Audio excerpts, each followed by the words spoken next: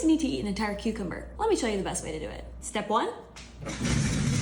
Calculus. For simplicity, let's assume this cucumber is created by rotating r around the x-axis. R is created using 2 quarter circles and a rectangle, so let's write those equations. Here we have the 3 equations for the 3 sections. Just like the recipe starts by slicing the cucumber, the integration starts by slicing the region. Imagine you take the slice here and you rotate it around the x-axis. You're left with a disc, similar to a cucumber slice. We can find the volume of the whole solid by splitting it up into an infinite number of these slices. Just like we slice our cucumber into many very thin slices. We find the volume of each one and add them all up. It's easy to find the volume of a disc because this is just a really short cylinder. A cylinder's volume is area of a circle times height. The radius of the circle is the height of the function, but that depends on where we are in the region. So let's break it up into 3 pieces. Here's the area for each slice, and we call the infinitesimally thin height of each slice dx. Now we need to add up all the slices. Since we're adding up infinitely many, infinitely thin slices, we integrate. Don't forget to add the bounds depending on where in the region we are.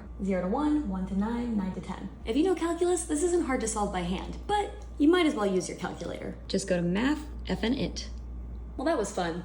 Now back to the recipe. Finish slicing. Thankfully, there aren't infinitely many slices. Into the jar, rice vinegar, soy sauce, ginger, garlic powder, garlic, Korean red pepper paste, MSG, obviously, salt, pepper, sesame seeds, and green onion. Time to shake. Now we taste. Amazing as always, and that calculus makes it taste even better.